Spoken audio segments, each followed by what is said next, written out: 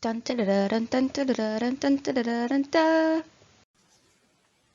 Hello and welcome to the Be True to You series. I'm Kimberly Rochelle, your host, the CEO and founder of Positively Kimberly. I'm also a public speaker, an author, and a mentality and energy trainer. I'm also pretty amazing, a little bit magical, and habitually optimistic as well as super positive.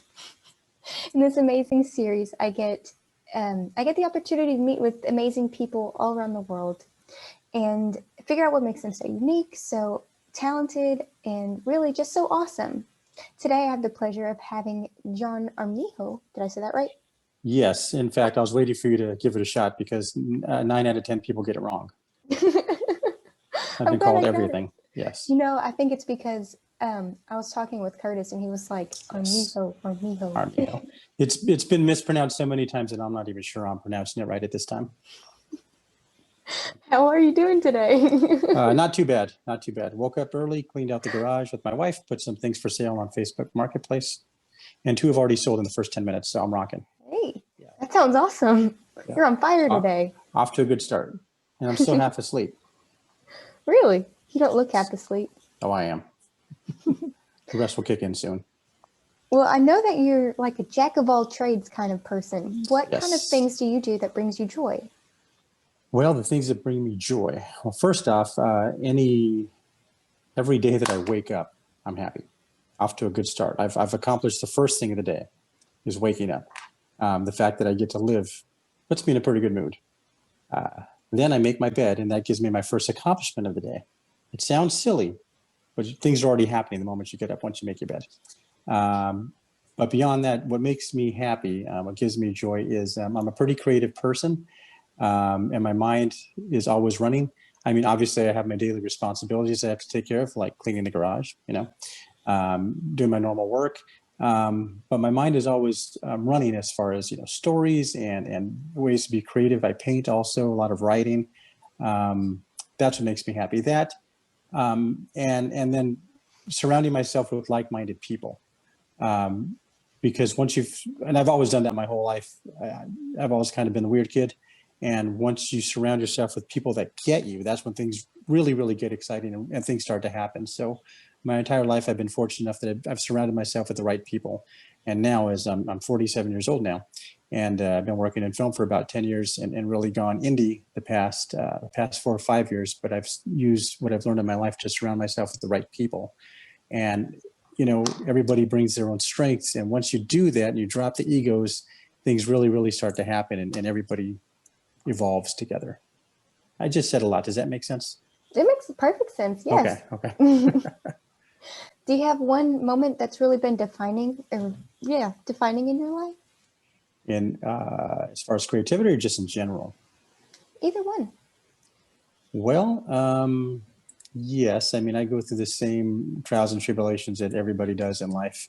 From your normal day-to-day problems in life, relationship problems, been divorced once.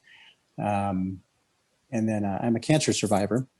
And that was probably the most defining because, that happened to me when I was 40. So up until that point, I've never broken a bone. I don't get sick. I think I've had the flu once in my life. I just don't get sick. I have a really good immune system. So I went straight for cancer, Didn't start small, went straight for the big one. And, if somebody puts a gun to your head and they're going to kill you, you have about 3 seconds to accept it. When you have cancer, you have many, many months to really, really think about it and face your mortality. And we all know we're going to die. But like I said, if I put a gun to your head and I'm going to kill you, you have 3 seconds to accept it. When you have months to accept it, you really, really, it's a long, painful process in which you have to establish a lot of philosophies just to make it. Not to mention the physical stuff, but your body is going to fight to survive no matter what. But to survive the mental part and the emotional part, that requires a lot of emotional and mental participation. Again, when your body is fighting, it doesn't need a whole lot of help from you mentally. But to survive the mental battle, that's not easy. So I would say absolutely that is the most defining moment, because I've always been a happy-go-lucky and hardworking guy. But when you have to face death, and I had so prepared myself to die that, I mean, it was a given I was going to die, and then I didn't die. And so I said to my wife, I said, I'd so prepared myself to die that I don't even know where I fit into the world anymore. And I took about 15 months to really, really figure it out. And the ultimate philosophy that I ended up with was, in order to live, I had to accept my death, if that makes sense. Perfectly. So like I said, I've always been the same person. I'm still the same core personality, but I slowed down and really started to look at things differently. I spent many months in bed, and I'm not a guy that likes to lay around doing nothing. But the thought of never playing in the ocean, thought of never feeling a breeze or seeing a tree again, that you don't realize how important that stuff is until you don't have it anymore. And when I normal life returned and I was able to experience those things again, things that I never stopped to appreciate before, I stopped to appreciate now. If I come home at midnight, I'll stop in the driveway walking up to the house and I'll feel the breeze, and I'll stop and look at the stars and watch the trees sway, little things like that I never did before. So when I say that I'm happy just to wake up this morning, that's not a line. I mean, it really is honest that, I appreciate things like I never did before. I used to always wear shoes and socks. Now I don't do that because part of the side effects that I had from chemotherapy was, for a long time, I lost the sensation in my feet and hands, and I got them all back with a lot of work. But now I appreciate that I can feel the ground beneath my feet. I can feel the grass when I walk around. So before, when I didn't appreciate that stuff, and now I do. So again, that was a pretty defining moment for me, that when people say they go through cancer and chemotherapy and they don't die, you go through a rebirth. It is 100% true. Every cliche you've ever heard is true. It is 100% a rebirth. So That's amazing, because a lot of people wouldn't even think about losing their sensation of touch. yes. But it's So something that we take for granted every day. yes, absolutely. You don't think about it. And I do a lot of work now still with cancer foundations and volunteering. And when people go through cancer, I feel like the doctors don't tell them enough. They tell you the treatments, they tell you what's going to happen, your odds of living and defeating it, but they never warn you for life afterward. And that's been part of my mission in doing volunteering and mentorship, is to warn, not so much warn people, but to guide them. Hey, this is going to happen. You need to prepare yourself, because nobody did it for me. And, one of the side effects is the particular kind of chemotherapy I have, it causes neuropathy, which is nerve damage. And thankfully I've gotten 99% of my feeling back in my extremities, but you don't think about touch or how much that comes into play. So like using your cell phone, for example, I couldn't feel the sensation of my finger to use my phone. You don't think about little simple things day to day like that. Driving, I couldn't feel my legs from my knees down for several months. I knew my feet were there. I knew I could walk. I knew I could drive. But something that's a given of just normal body feelings, to lose that. So anyway, there's the answer there. Yeah, that's a pretty defining moment, to truly appreciate what you have, because it can be taken away in a heartbeat. Yeah, You've definitely. heard that. We've all heard that. But to experience it sucks.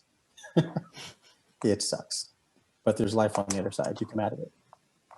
What do you consider to be some of your talents and some of your strengths? Let's see, talents. Well, I think, as I said, I'm a pretty creative person. I'm a good writer. I write a lot of articles, which I believe I sent you some links to. I write a lot of articles for cancer survivors. I'm a good communicator. I train people how to run businesses. I work with people in film. I take people that have never done it before, and I help them evolve and teach them the basic steps. That's how I first connected with you. I watch, and I'm always looking for people, and I came upon one of your videos on Curtis's site, and I said, wow, this person has something I'd like to work with. And I talked to Curtis. He said, you hadn't done much. I said, well, if I can get my hands on this person, we can really make them kick some serious ass. But I really like mentoring people. I think that's a great strength. I think I'm a good communicator. I can talk to somebody within minutes, get to know that person, because I could see past, a lot of people put defenses up. I could see past that and see the person inside. And I'm an open book also, so people connect with me. I connect with people very, very easily and quickly. As far as strengths, I think all that kind of goes into strengths also. But I think probably my greatest strength, and I encourage everybody to do this, is to really, really know yourself. Not accept yourself, but know yourself. If there's something you don't like about yourself, you can fix it. if you know yourself so well, strengths, weaknesses, inside and out, nobody can ever hurt you. You know, so to me, I think that knowing yourself is the most important thing ever that you can do. Knowing yourself. That all I makes sense definitely too? would agree because once you know Yes. yourself, you know how to play your own cards and everything like that. Yes. Nobody can. You'll never be taken by surprise. Nobody can ever hurt you. John, you have a big nose. Yeah, I know. John, you could lose 10, 15 pounds. Yeah, I know. You know. Hey, John, you're a great communicator. Yeah, I know. You know, so it kind of sucks because you don't take insults, but it's kind of hard to take compliments too. And I'm not saying that to be egotistical, but if you know yourself, you know your strengths, and obviously somebody gives you a compliment, you take it and say thank you. But I know my strengths, I know my weaknesses, and it gives me something to work on. So, What kind of yeah. obstacles have you overcome besides, well, just in talents and strengths wise? Because have you always been a good communicator or? Yes, but I didn't realize it. I really didn't realize it until maybe 5 or 6 years ago. I always knew that I had an ability to connect with people, but I thought everybody could do that. It was only as I got older, I really started to realize that I always knew that people gravitated towards me. But it wasn't until I got older, like I said, 5 or 6 years ago, that I realized, wow, this is a real opportunity here. That I have so many, I won't say so many, I have a few strengths in life that I can use to help other people.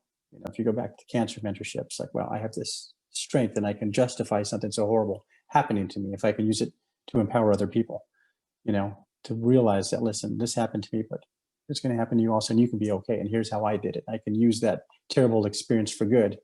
And to this point, I mean, at this point, I've helped hundreds, if not thousands of people, you know, and with so many articles out there, I'm sure there's people that I've helped along the way that I have no idea of. And, you know, I've worked on a lot of big movies, so I do a lot, well, up until coronavirus, I used to do a lot of comic conventions as a guest and go up there and answer questions and stuff. But it was also a good opportunity to raise cancer awareness, also working with the American Cancer Society, to go out there and just use that to help people. So, That makes a lot of sense. yeah. How have your talents and your strengths and all those obstacles really shaped you into the person you are today? Well, I think you never stop growing. I'm never worried about making it. And life is a journey with various chapters, and sometimes a chapter ends and the next chapter begins. I think it also goes back to, like I said, just self-awareness and being honest with yourself, to know when one chapter ends and the next one's beginning, to never fear failure. You know, I've been self-employed 60, 70% of my life. And believe me, I've failed many, many times, you know, but with every failure comes a chance to learn. What did I do right? What did I do wrong? And what can I do better the next time? You know, so going back to indie film for a second, you know, I decided to really get into it about 4 years ago.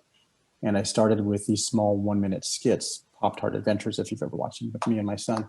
And then that expanded to where we are now. I mean, now we kick ass and we do all sorts of cool things, you know, and it doesn't stop. But it's all just a learning experience. Fail, figure out what you did wrong, and don't beat yourself up about it, and just learn from it. Move on constantly. It's I agree. never ending journey. And once you master one thing, move on, but take people with you. People that want to be part of the journey, take them with you. Because people have strengths you don't have, and vice versa. And you get the right people. You know, like I said before, amazing things happen. So I work with a guy named Michael Anglin, who is my partner in this stuff in filmmaking. And we've done a lot of movies over the years together, but we'd never ever done one scene together, ever. But we worked on the same projects. But so we would hang out and just talk. And then once I started getting into this indie world, I started creating and assembling a team. He wanted to get involved, and so now he's my partner, and he just brings strengths that I don't have, and the two of us are, you know, may as well be married. So. Well, what advice can you give someone that's going through, I don't know, you've been through a lot, gone What through what advice? life, I guess. Communication is the absolute 100% most important thing in life. Like I said, I train a lot of people these days how to run businesses and all, and communication is everything. Everything. Nobody will ever work harder for you than you. Nobody is above you, nobody's below you. Everybody gets treated with basic respect and courtesy. You have to eliminate toxicity, negativity, and toxic people from your life. It doesn't mean you have to treat them horrible, But that includes family. I mean, ever since, like I said, cancer, right? There's 3 family members that I just had to cut out because you don't add any value. And I'm tired of being the one that has to be the bigger person and come in and apologize for things I didn't do. I have to be uncomfortable to make other people comfortable, and that's not fair to me. And so yeah, toxicity has to go, and it doesn't mean you have to be rude. I still come across them at family gatherings. I shake their hand, catch up with them for a few minutes. I can't have them in my life. So I think that's extremely important. And I think this generation, you're younger than I am. I think this generation is much better about that than my generation was. My generation is, it's your family. You put up with everything. No, you don't have to. But I was taught that, and I put up with it for way longer than I had to. And in the end, I'm a happier person for it. That listen, if we weren't family, we wouldn't even be friends. And yeah, I think that's the most important thing. I was going to ask you how you could come across and tell someone that without being too mean, but I think you just answered it. Just be like, well, we wouldn't even be friends if we weren't family. If we weren't family, we wouldn't be friends. But first off, before you end a relationship, family relationship, I mean, I've done everything I can to fix it. Nothing is just like, well, I'm out of here. I mean, I do everything I can to maintain my relationships. And, but at some point it becomes glaringly obvious that it's horribly one-sided. I don't want to go into too much details, but I mean, there's times that, it's horribly, horribly one-sided. And this one particular instance I'm thinking of the family member, I just said, you know what? I think I'm done. I got up and walked out of the room, went home, unfriended, blocked phone numbers, and talked to my mom about it. And she said, oh, well, this person's really, really sorry. And I said, well, you're not their spokesperson. Person knows where I live. They know my email. They know how to get a hold of me. It's 5 years ago. If they were really, really sorry or really wanted to fix it, they could just as easily come to me as I've gone to them many, many times that I've fixed things for the sake of the family, of their comfort, done it for them, And at some point it's like, wow, nobody's ever done that for me. That's not fair. Yeah. And, as you realize you do have limited time on this planet, I'd rather put my effort, energy, and time into people that give me what I give them. That makes sense. Yes. So. Do you have a personal motto? Personal motto?